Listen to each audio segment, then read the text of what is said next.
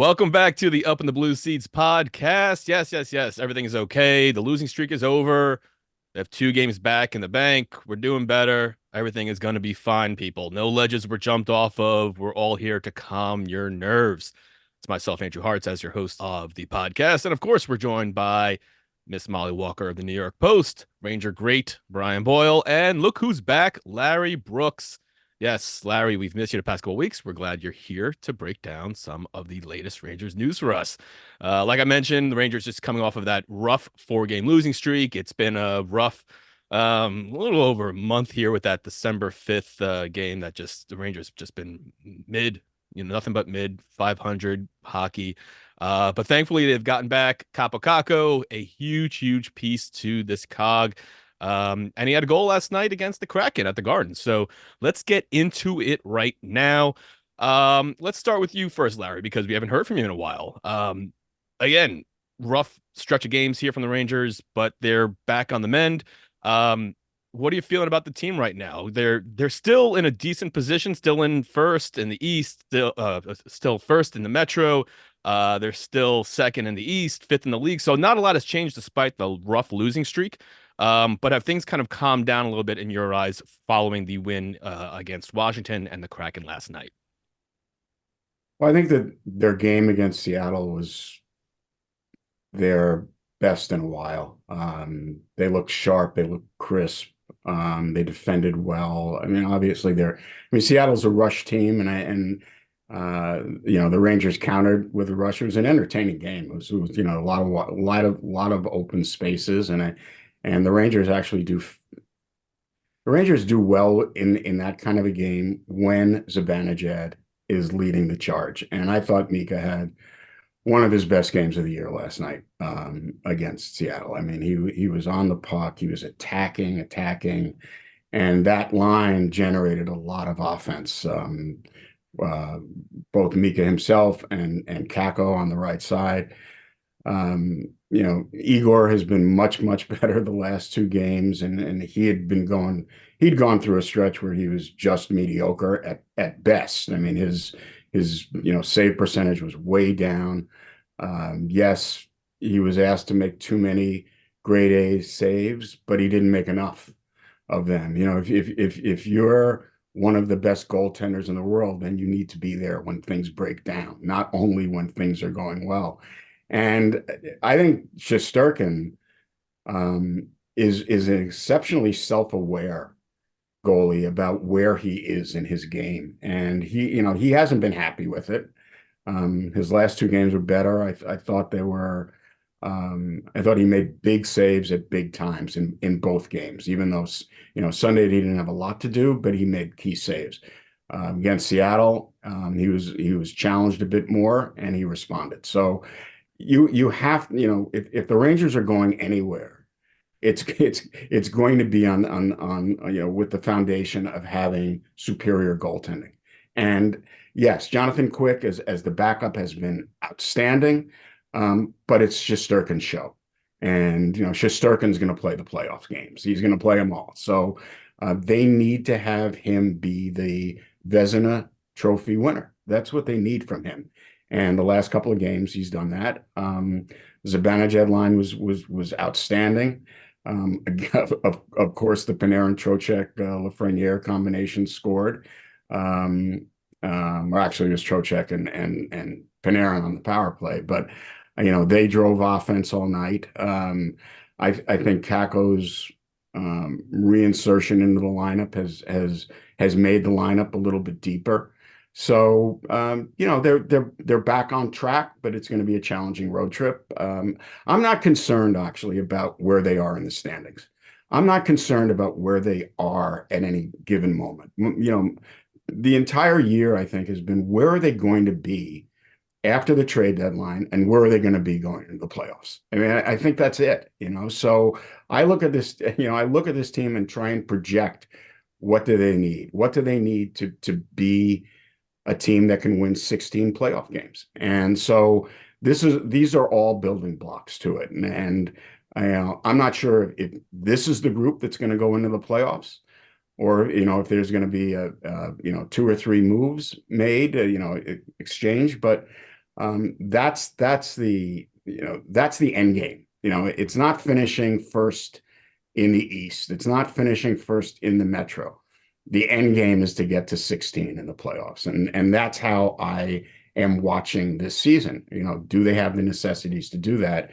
And they shot out of the gate. They struggled the last 10 weeks, and now they're a little back on track. But um, I think they've handled it well. I think Peter Laviolette's a good coach to go through this. I mean, he continually talks about how every team has ebbs and flows in a season, that every team is going to go through stretches where their power play isn't good, or their penalty kill struggles, or their 5-on-5 isn't quite up to par. And he doesn't seem to he doesn't seem to overreact to anything. Maybe it's a little different. Brian can speak to the way he is in the room, during these kinds of stretches or during this kind of a stretch. But certainly outwardly, he is the perfect spokesman for this organization. Yeah, he's been great. I think he does a great job of sort of keeping that honestly just to business. Like you go through ups and downs in the season. And when I got to Nashville, they went on a heater to start the year. It was kind of 500 the whole way through. And they had that foundation of going they had like 11 wins in 12 games or something to start the year. And we kind of rode that and we won the Central, but he was trying to pull everything out of us. And he never really, I mean, he'd snap a little bit, but what he says to the press is essentially what he says to us too. It's not like he's a different guy and then behind closed doors he's a different guy. No, like you'd lose your team that way.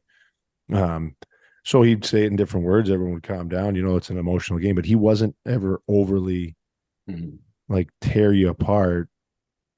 He was in it with us, sort of the thing. We knew that, but I mean, you hit on all the points perfectly, Larry. Like if everyone's healthy, right, and you're still not quite there, but good news with what Chytil's doing right now. He's on the ice at least. But you got Kakko back. All right. That's a guy that you counted on. I thought was going to get 30 goals this year. Honestly, what he can do and put in the right spots with all the talent around him.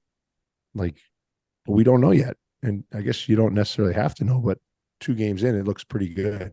Your goalie has to be your goalie that you signed to that ticket. And it's not just because like we gave you all this money and you have to earn it. It's like you taking up all of this cap space. If we pay a goalie that much, he better be top 3 in the league.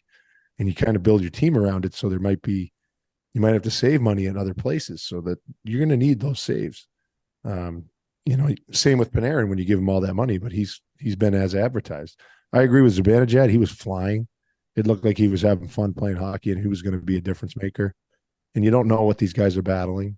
I try to remind people of that all the time. It's a hard game and it's a physical game. And sometimes you're not too hurt so you can't play, but things might be, nagging or whatever. So it's, you go through this. You definitely go through this. We're closer to the All-Star break. The guys might need another little recharge. But they want to go in feeling good. And it's certainly, I mean, it's happened throughout the whole league. Like Vegas is still kind of middling. They don't know what's going on. Yeah. LA had a slump. Yeah. Boston even went through it a little bit. So it's gone through all these. It's almost like a virus that's gone through all these top teams. Everybody's kind of got hit with it at one point or another. What's interesting to me about the Rangers as I listen to you is that other than really the Trocheck line, you don't have players who are you don't have players who are exceeding their career norms, and so I think you can wait for that a little bit. You're not saying, well, this guy is going to come crashing down to earth. Instead, I think you're looking at a team that has a lot more to give from most players. I really do. I mean, Adam Fox has not been at his best the first half of the year. I think we can agree, right? Kreider, he's one of the most effective goal scorers in the league, but he's not. His 5-on-5 play can be better. he can make more of an impact. So you can get more from him. Kakko was out, so now you're getting him back. I think Goodrow's level, I think, diminished when he was wearing the face shield. I think because Oh, that must so be. I much of couldn't his even wear a half game, shield. I couldn't even do the half window. I I mean, so can't much of imagine. his game is getting, is being confrontational and getting in the other guy's face and standing up for the teammates. And I thought that he was like three-quarters of himself. He couldn't agitate. You can't do that when you're wearing a full shield. You can't. Yeah. And so I thought yesterday was actually an important day, and I thought he played one of his best games in a month. He was skating. There is, and I understand why there is so much talk about Barclay Goodrow's contract. It looks a little out of whack for a bottom six guy and even a fourth line guy. But I put that contract aside and I say this guy does so much for the team that he is an important part of the team, and you need him playing at his best. And he hasn't quite been there. So, I think there's a lot, there's a lot of ceiling left for the Rangers. Keandre Miller hasn't had his best half. So I think there's a lot of room for growth the second half of the year. And we're talking about that with a team that is in the top 5 or 6 in the NHL and has been basically all year.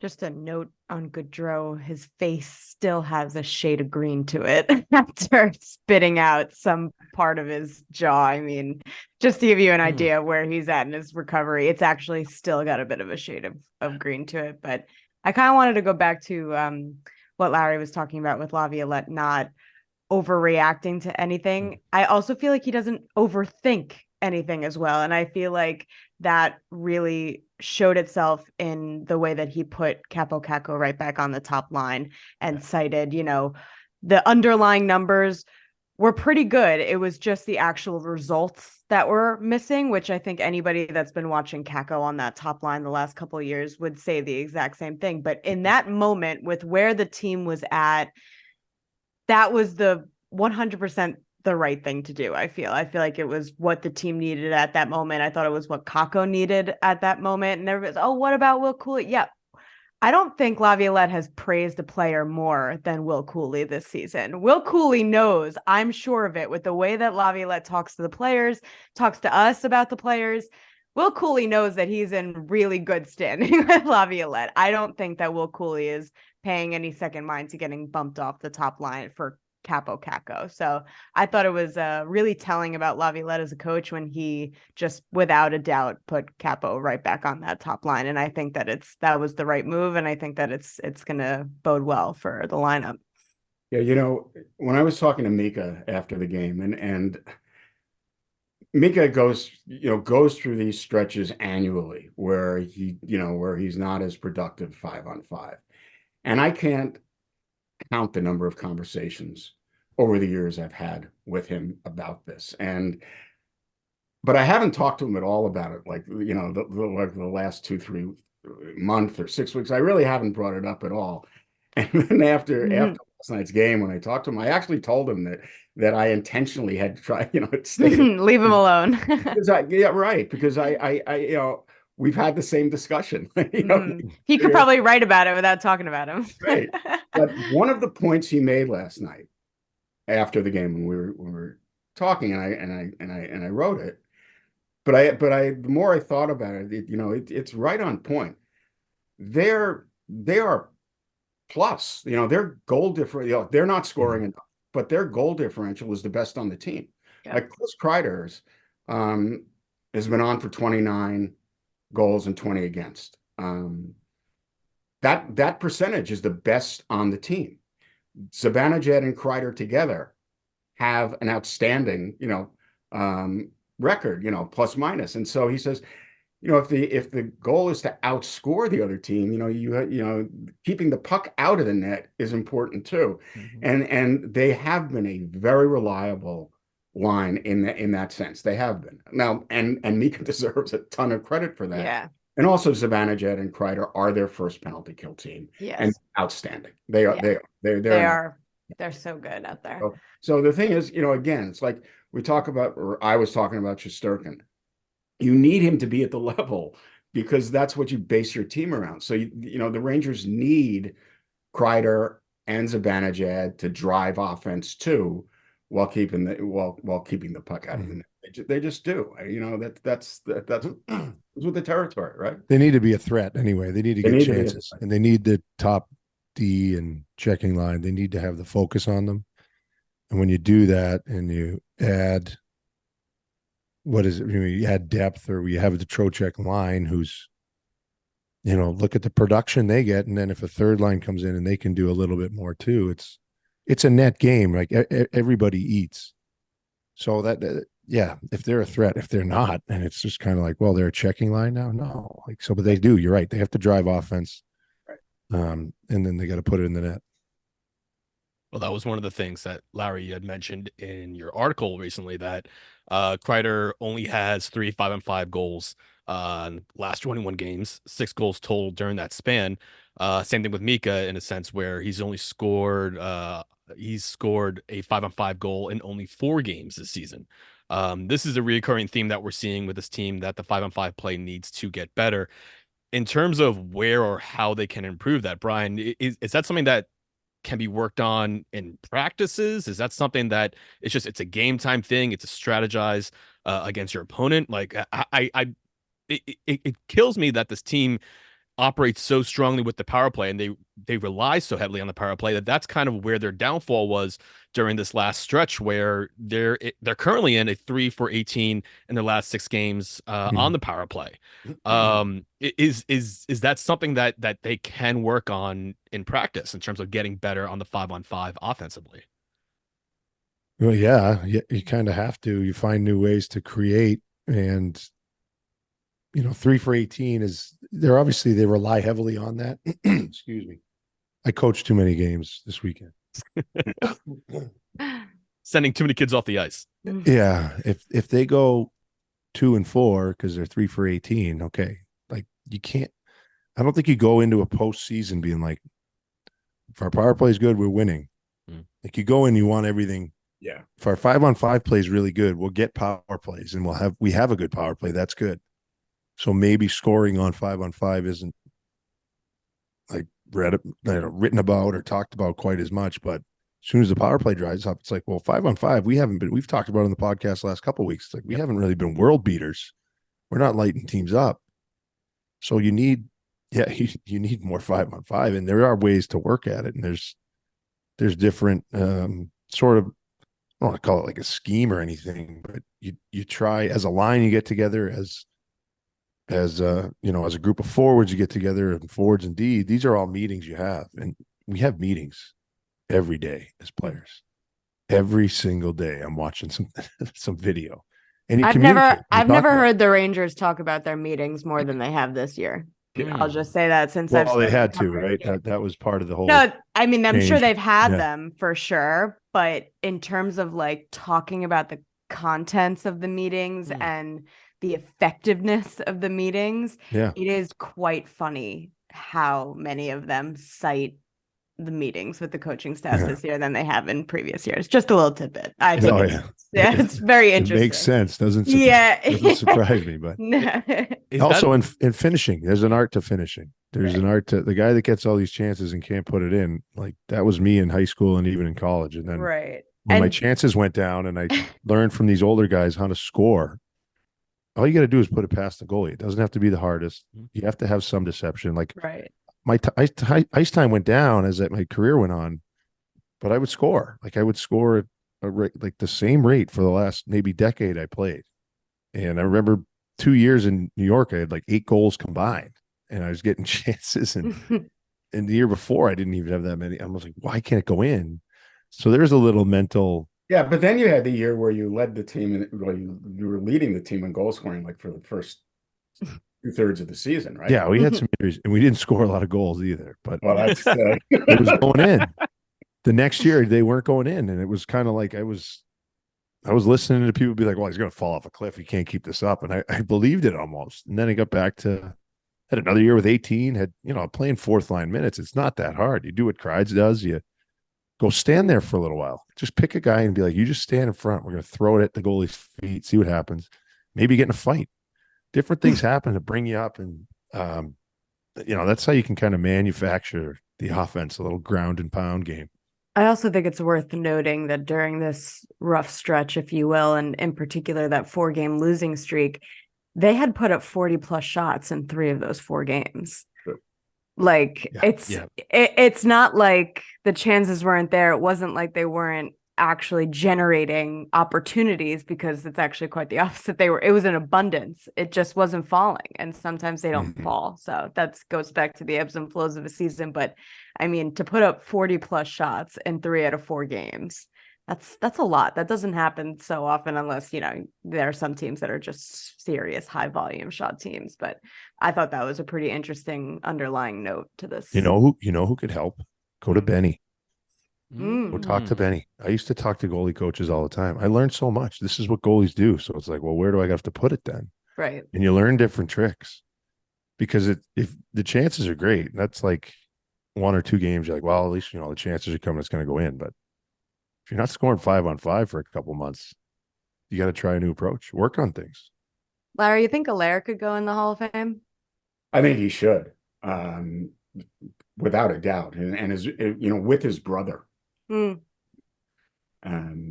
think they've had, a dramatic impact on the position of goaltending. Yeah. So, I would, I think that, when he retires, I hope there's a real review of his work and just an understanding of how impactful he's been for several teams and on the game itself. It would be a great thing. I mean, he has one of the great personalities of any. He really does. Ever met, not only in hockey, but anyone I've ever met. He really it's does. Amazing. We go down. We're on the bridge watching the game, and we go. The elevator brings us down to the locker room after, and Benny's always in. Because he's up there, so Benny's always in, and you cannot tell when you walk into that. Right, if it was a win or a loss. I know that's exactly what you're saying. Igor Shesterkin has turned in a 57 save shutout, or whether Igor Shesterkin has been pulled from the game, after allowing 4 goals on 5 shots in 6 minutes, and the Rangers have lost, 9-2. Yeah. You walk into that elevator. He greets you with the same smile. And the smile. I mean, what a remarkable personality. And of course, you have to have that skill. Think of the different personalities he's dealt with. Igor Shesterkin. Alex Georgiev. I mean, wide range. Pam Talbot. I mean, just the entire spectrum. Andre Pavlik, just one after another. Not only do they all have distinct styles, but they have distinct personalities, and his ability to connect with these goaltenders is special. And they all glow about him. They all do. Which is like, that's not the other. He's an easy guy. And you think too. I mean, every time there's a change in coach, there's a turnover. There's a turnover. Everybody's out. Everybody's the everlasting Benoit Allaire. Didn't you say isn't there like a call and people nominate people for the Hall of Fame? I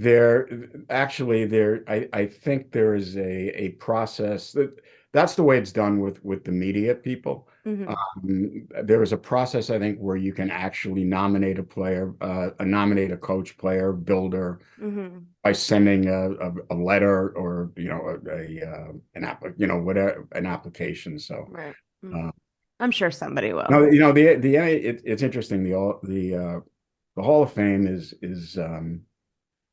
there's a selection committee, and everything is kept confidential, so you never know. And I don't like it at all. I don't. I think there should be some transparency. The official word is, well, we wouldn't want to embarrass somebody, by having it known that this person was nominated and he didn't get in, but the guy didn't get in anyway. Right. Yeah. I mean, it's not, oh, Rick Middleton's not in, So I just think there should be transparency. I don't like the fact that I think it's 16 members. It could be 18, but I think it's 16 or 18 people decide who's in the Hall of Fame, and you don't know for what reasons. You don't know why this guy is out, is in. You don't know why this guy is out. Why is Alexander McGillney not in the Hall of Fame? Are you kidding me? Dan Fischler. No idea why. You have no idea why. You don't have any. We have an idea why. Well, Brian, would you like to disclose something here on the podcast? No. No. But we have an idea why, and that's probably part of what Larry's saying. Yeah. Well, listen, I mean, I've always said that Benny is easily one of the Rangers, secret weapons.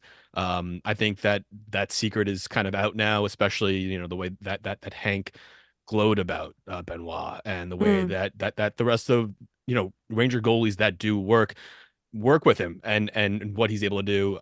It wouldn't shock me if one day, I mean, I'm not saying about a banner in the Garden, but like, I'm sure there'll be some sort of plaque, the Benoit Allaire rink or something like that. So it would be fully deserving. So hopefully he does get his due one day in the Hockey Hall of Fame. We're going to take a quick break here, but we're going to come right back on the podcast. We're going to talk a little bit about Filip Chytil, a viral Rangers video that's been going around, and about the All-Star game coming up. Back on the podcast, Brian, there was a video that was circulating this past week on X. I believe it was on Bleacher Report. I think that they had tweeted, or someone else had tweeted it. I don't know what it was, but it made the rounds, and it brought me back to especially my earlier Ranger loving days. Martin St. Louis dishing out the lineup, doing kind of like a roll call kind of thing, and the players are really getting into it. They had like a whole little chant, like a clap chant thing going, which was awesome. When I say G, you say ready. G, ready. G, ready. When I say not, you say donna. Not, donna. Not, donna. When I say cry, you say there. Cry, there. Cry, there. A lot of great moments from this video, especially seeing a young Kreider, which was heartening to see. And then you also get Hank. When he gets to Hank at the end of the video, Hank just has zero emotion. Like, he's not even participating in the clap. He wants nothing to do with it. He's in the zone. Yeah. I know you shared that you weren't on this squad when this video happened, but you did get to share a locker room with Marty. Did he do stuff like this frequently, or? Yeah, you know what? This has made the rounds. It circulates every couple of years. I feel like it comes back out with just the starting lineup read, and you know what? On a lot of teams I played for, if you won the game, that same guy's reading the lineup, and you'd mix it. Some guys would mix it up and do something different. Some guys would keep it the same. And Marty brought the energy every time. It was so much fun. And you play a lot of games, and most of them are. You try to get excited during that read, and most of them are like, okay, yeah, we're all kind of getting going here. Perfect. And some of them just blow the doors off everything else. And you're like, that was awesome. Let's go. So I didn't love doing the read. I tried to do it quick, but sometimes something would pop in my head and I'd do nicknames, or somebody would do. I remember one guy in Pitt would do, he's like, we're all finished here tonight. And then so it'd be like, Sidney Crosby Einen, and everyone's last name would have some finish with it, and just to keep it loose, man, and stuff like that. I missed that a lot. So much fun.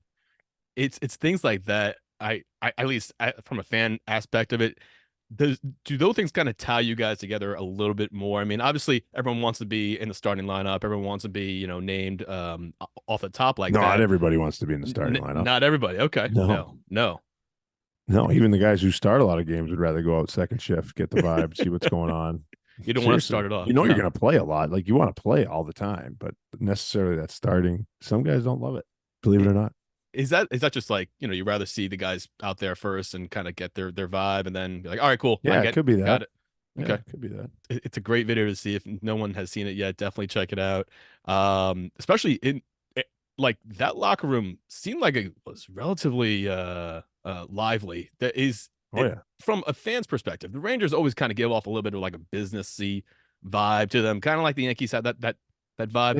Yeah. Is is that something that you kind of noticed with your time with the Rangers compared to playing with the Lightning and your Nashville, whatnot? Did you get that vibe with the Rangers? Yeah, it was a little looser. In New York, it was pretty serious, and we wore suits everywhere on the road. And then down south, I go to Tampa. It's a little bit more laid back on different rules, but we were serious when it came time to work everywhere I went. But in New York, there were other times where we were representing a pretty big company, a pretty, it's an older team. There's a certain way we conduct ourselves. It's New York, and when we had the room to ourselves, like we were gonna have a lot of fun. We were gonna goof around. We're a bunch of grown-ups playing a kid's game. And that's why whenever you see a video like that where you have Marty, which I don't know how old he was, he's late 30s, and he's got This is last year. the salt and pepper hair rocking, and he's giving it all he's got. I'm like, yeah, man, that's that shoot. If I was a player, I'd be like, yes, let's get into it. But you love to see those kind of videos circulating. Well, Brian, appreciate you taking us down that little memory lane. We're coming right back on the podcast after this. All right, back here on the podcast, and just a few notes to clean up before we get out of here. Someone we haven't seen about on the Rangers ice since November 2nd. My gosh, it's crazy to think about. Filip Chytil, who is still rehabbing. He went back to Czechia, and turns out he's rehabbing with Jaromír Jágr, former Ranger great, former hockey great, former mullet great. I think he lost the mullet, unfortunately. That's awesome to see. It's great to see Chytil back on the ice. I know there's still some concern about, what injuries may happen in the future with him. Hopefully you finger crossed that everything comes out already. He's able to get back to the Rangers. Mollie, so I guess any sort of update, Rangers timeline? Are we just kind of playing through the motion here in terms of Chytil and hoping that he's able to work his way back this year? Yeah, that really was the update. I suggest anybody who's a Rangers fan to follow Filip Chytil on Instagram, because he has started to post some of his rehab workouts, if you will. And the picture with Yara was with Jaeger was pretty sick. So yeah, there is no timeline. We've kind of stopped asking Laviolette about him a little bit now that they got Kako back, and I think Pitlick is the next guy that they'll get back from his week-to-week lower body injury. But yeah, they never given us a timeline on Chytil, but I imagine maybe they're hoping to get him back in New York after the All-Star break, just to see where he's at. Because I don't imagine they want him over there for too long. That's my, I guess it's a guess. How educated it is. You be the judge. But my sense is that he will be back. He will come back to New York during the All-Star break. And I would not be shocked to see him on the ice practicing with the team shortly thereafter. I mean, Filip has been skating for a while, months. Yeah. It was I think the week before Thanksgiving he actually got back on the ice, on his own, skating on his own. And I think he went back, not for physical reasons, but to get it, more emotional support, to be surrounded by friends and family. And I think, Brian, you've talked about this before, how lonely it can be, rehabbing by yourself. Go to the rink by yourself every day. The team is separate. The team's on the road. Even when the team's there, you're not part of it. I remember, I remember when I was working for the Devils, Doug Carpenter was the coach for a couple of years, I think 3 years, maybe 3+. And he had a rule, and you can speak to whether this applied to any of your teams, that injured guys were not allowed to be around. That he didn't want injured players around him. I guess thought maybe it would infect. It was contagious if a guy had an ACL. Maybe he thought. Yeah. But the injured players, and I hadn't thought about Doug Carpenter since 1985. Actually, he was fired in '88. But So I can just imagine that how lonely you're by yourself. You're recovering from what we believe is a concussion again. And so he went back, I think, to just to get an emotional recharge. So, but Brian, what has your experience been with coaches, how they handle injured players? I think that's what Lou did. He did that Yeah. in Toronto, and you'd have to get in there at 6:37 a.m., get your work in, and get out before the guys got to the rink.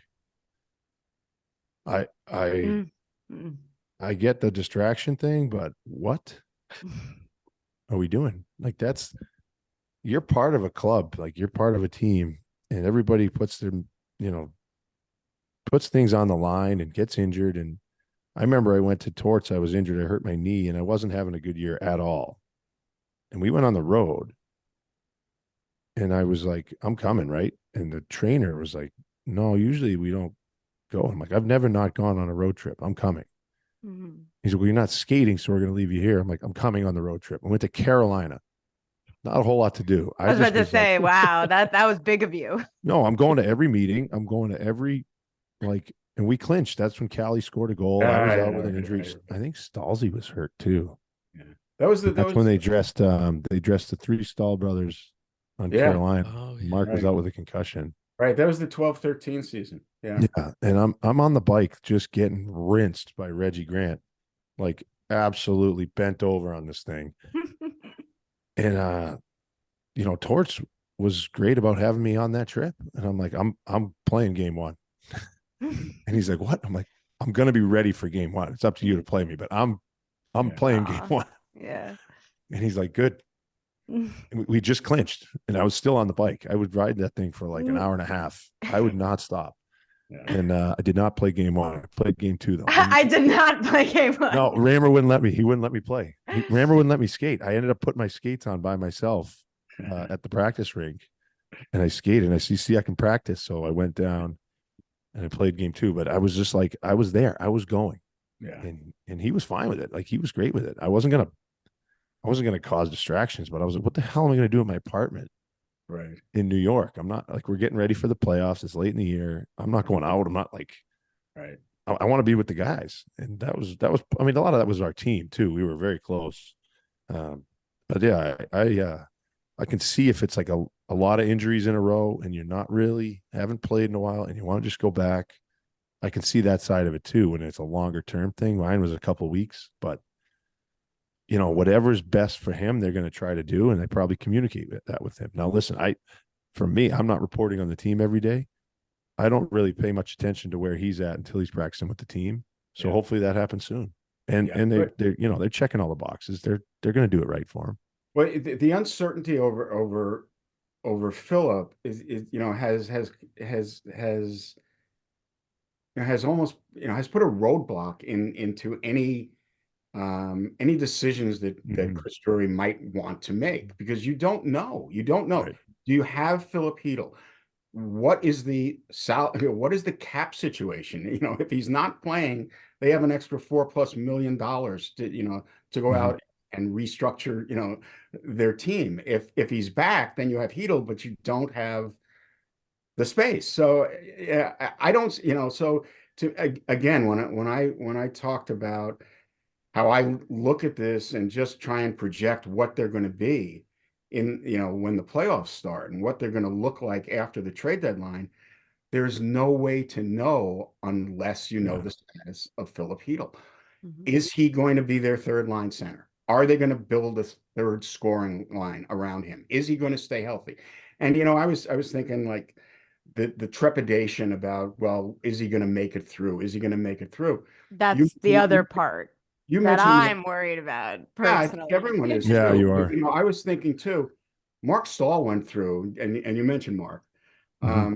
Mark Stahl went through a stretch where he had multiple head injuries, and I think there were concussions. Maybe one of them wasn't. We don't exactly know. And it was one, kind of one every couple of years, and he was out, and he was out, and he was out. But he hasn't had one like for the last 10 years. So it is possible. It is possible. It doesn't mean that when if Filip Chytil returns and when Filip Chytil returns, and he takes an open ice hit, that's going to be the end of his run. But it's also not possible. It happens. It Just, could happen just to anyone. saying. Yeah, It could happen to it anyone. could happen to anybody, but just saying. I do think though, when he returns, you have to project that he's going to play. You can't say, well, what happens if he gets hurt tomorrow? You can't you can't live with that kind of uncertainty every day. But Chytil is such a key to what they do the rest of the year, how Drury addresses the trade deadline. There's I would imagine a plan A with Filip Chytil, plan B without Filip Chytil, and they're dramatically, I would think, different. Because if you don't have Chytil, you need to get a center, and you just need to address that situation because they've been playing with 2 fourth lines, and when you say, well, the bottom 6 doesn't score, they're playing with 2 fourth line centers, and one of them, Goodrow, has been compromised for the last month. So, if they have Filip Chytil, they don't need a third line center. They can look to buttress themselves other places. If they don't have Chytil, they need a center. So, this has been a vexing situation. But the good thing is that it's still mid-January and it's not February 27th, right, a week ahead of the trade deadline. If there's still this uncertainty, in another 6 weeks, there's something wrong. I mean, they will know by then whether Filip Chytil's back or whether Filip Chytil's not, and every indication is that Filip Chytil is going to be back. And I don't think he would have put that picture up if there were a doubt in his mind. I think this was sort of like a, hey, don't forget about me. I'm agree. good. That's exactly what I think every Ranger fan hopes for. Again, only 24 years old, but has had a laundry list of injury history. So hopefully Jágr, some of his good grace rubs off on him. It'd be cool if Chytil returns with a mullet. I'm just saying, throw that out there. Oh my God. Well, it would be cool if he returned with Yogs. With you, Larry, suit him up. Don't. Suit him up. Present company excluded. Well, I really want to, like, my one of my favorite guys I've ever covered. Present company excluded. I just oh man, he was such a great character, great person to cover. I honestly I can't say enough good things about Jaromir Jágr. That's going to be fun to talk Legend. to Chytil about. Yeah. I can't wait to hear what Chytil has to say about him. What went on the ice with Jágr? Jágr? What was that like? He pick up any good tips? Like, oh, you got to wait till 11 p.m. to skate. You got weights on your skates. Weights on your skates. I wish I did all that. Yeah. I'm just saying, you don't have to sell me on a Jaromir Jágr final salute tour with the New York Rangers, but we can discuss that at a later date. For a long. One last thing before we get out of here. Mollie, Larry, both of you guys, you're going to the All-Star game in Toronto. Yes, you both fully earned your spot. Rangers only have one guy on the roster going this year. It's Henrik Lundqvist. No, it's Igor Shesterkin. Wouldn't surprise me if Hank made it again. Yeah, right. Would it though? No. And of course, Lavs is going too. So, which is cool. Only, which I didn't realize until watching the broadcast last night, that Lavs is only the second Ranger coach to be named to the All-Star coaching staff, behind your guy, during your season, Coach Tortorella. Brooks Street. We used to call him Brook Street because the hotel on Brook Street. Really? Enjoy the All-Star break in Brook Street, Torts. He was pissed.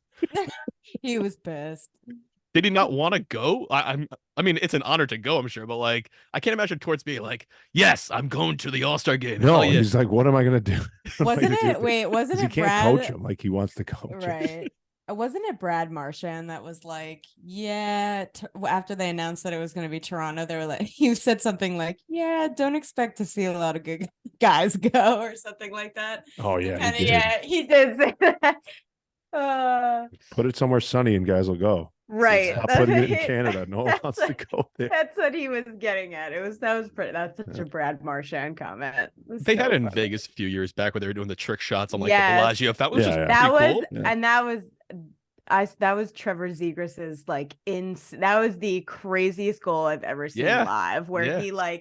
he had it tucked from side to side to side, and then it was just insane in person. It was crazy.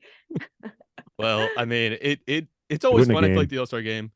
They're changing up the skills competition this year, so it'll be interesting. But congrats to Igor, who is fully deserving. I mean, I'm just saying, I don't think that it's necessary that the Canucks have 5 guys going, the Leafs have 4, the Avalanche have 3, but Rangers should have a couple more.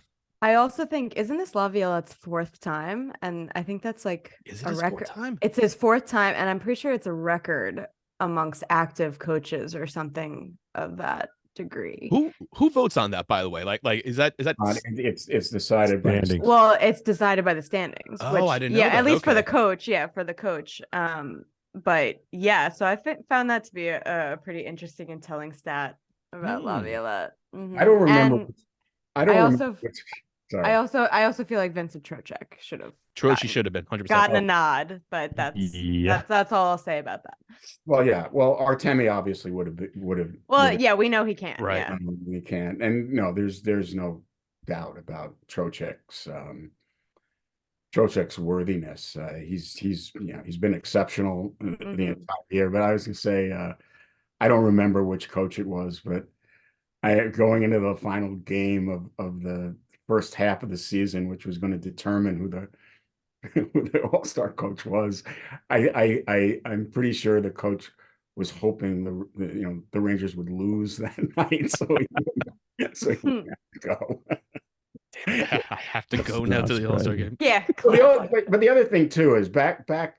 This was before there was a bye week, and you got time. It really was the only time off you had during the entire season. The All-Star, and that's actually the origin behind the bye week, because the best players in the league were turning around and saying, "Wait a second, we don't get any time off, but 98% of the league gets 4 or 5 days off during the they get to recharge, they get to go to Florida, they get to go to warm weather, they get to see their family, and we're just playing, we're playing, and we're the guys that play in the international tournaments, and we're the guys that do this.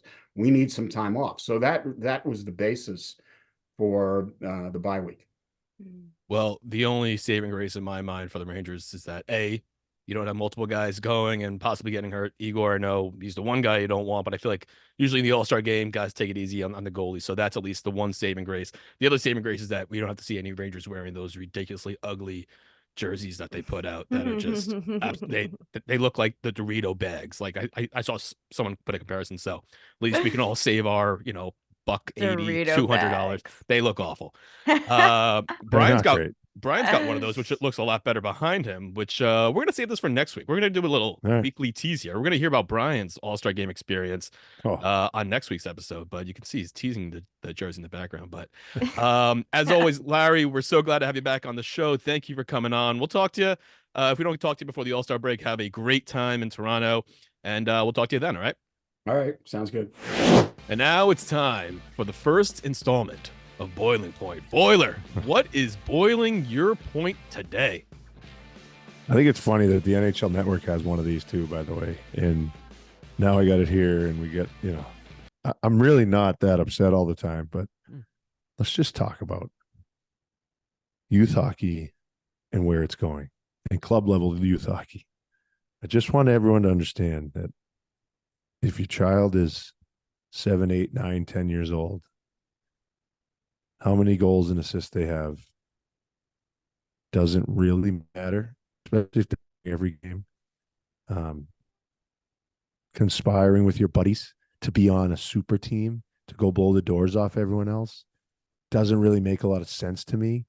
Like, I had a rule. It's like, these are my rules. And it drives me crazy because it's parents that are ruining these kids. The Instagram accounts for these kids that the parents run with highlight videos and them training and stick handling and goal scoring. What's this 8-year-old going to do when it doesn't go in the net? Are you going to stop doing the Instagram? Like, what are you gaining out of this? Let the kids play. You're done. Like, you're finished. You're never going to play in the NHL. You're done. It just makes me nuts, the pressure they're putting on these kids and how they're pulling them off teams, putting them like mercenaries. I had 2 rules. It was, you have to respect the game. That means you just have to work hard when you're there. It's a lot of time. It's a lot of money for all these people. So everyone has to work hard. That's a rule. Like, if your parents are paying for you to come on the ice and practice and driving you everywhere in car, whatever it is, you have to work hard. And then my own rule was the kids have to leave wanting to come back. Like, they always want to go back to the rink and play. So that's my rule. And I think if you do the second rule, the first one takes care of itself because they work so hard when they're there, when they're having fun.